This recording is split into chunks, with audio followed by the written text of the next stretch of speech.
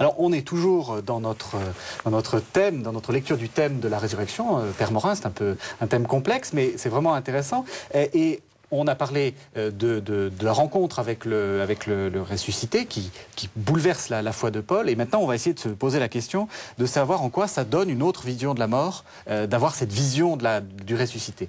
Alors là, on est autour, pour ceux qui veulent regarder dans les textes, autour de l'épître aux Corinthiens, la première épître, au chapitre 15. Voilà, il y aurait au chapitre 4 de la première aux Thessaloniciens aussi.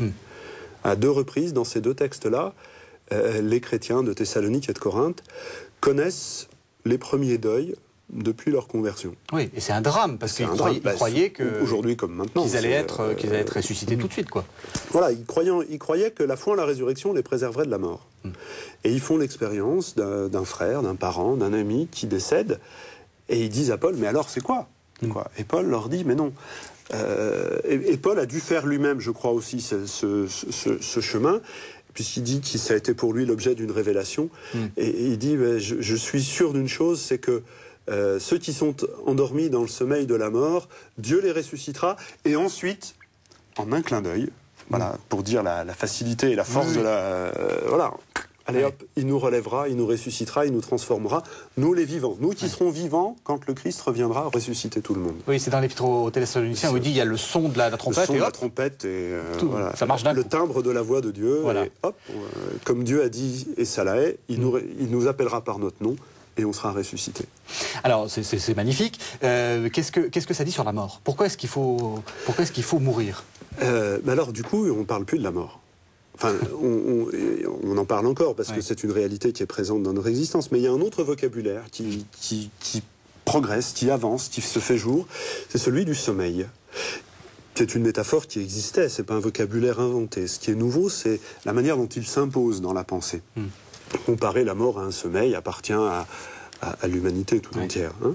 Mais c'est souvent, pardon, excusez-moi, c'est souvent par euphémisme. Par euphémisme. C'est une réalité tellement douloureuse que plutôt que de dire il est mort, on dit il s'est endormi, comme ça on évite les mots qui fâchent. Il a fermé les yeux. Voilà.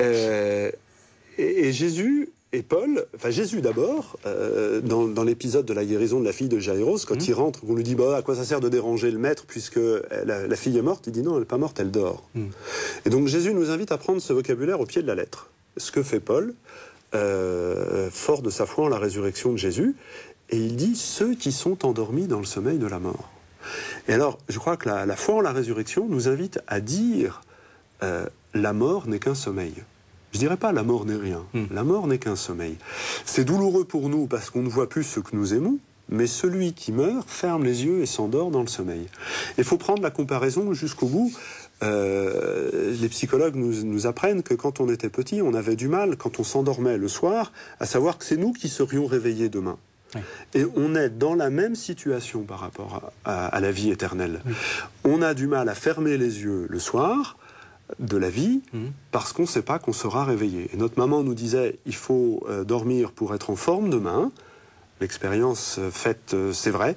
Et je crois qu'il faut pousser la métaphore jusqu'au bout et dire, à la fin de la vie, il faut fermer les yeux pour dormir et être en forme au jour de l'amour de Dieu et pouvoir se réveiller pleinement.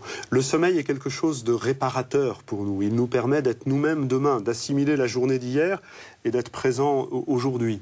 Le sommeil de la mort nous permet d'être nous-mêmes pour le jour du royaume de Dieu, de pouvoir, dans ce sommeil, saisir notre existence et l'ouvrir au Christ ressuscité. C'est pour ça que dans le vocabulaire chrétien, le mot ressuscité en grec, c'est geiro, qui veut dire se lever, mais également se réveiller voilà, du lit. Quoi.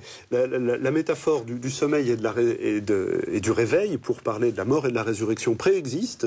Et je crois qu'il y a, dans la pensée du Nouveau Testament, et Paul essaye d'aller jusqu'au bout, cette invitation à prendre la métaphore au pied de la lettre. À pas prendre ça comme une comparaison, mais vraiment à la prendre au pied de la lettre et à méditer sur l'importance du sommeil et donc l'importance de la mort pour la création même. C'est quoi? C'est prendre du repos? Oui, se reposer en Dieu. Alors, de se dire ça, c'est, je crois l'avoir expérimenté, une grande consolation. Ça ne rend pas présents ceux qui sont partis et ceux qui nous manquent. On se heurte à leur absence avec toujours autant de vigueur et de violence parfois. Mais ils vivent, et si nous les aimons, regardons leur mort comme le moment qui leur est indispensable pour pouvoir ressusciter et vivre éternellement. Et là, peut-être, on peut faire l'expérience de découvrir qu'ils nous sont aussi donnés. Merci beaucoup.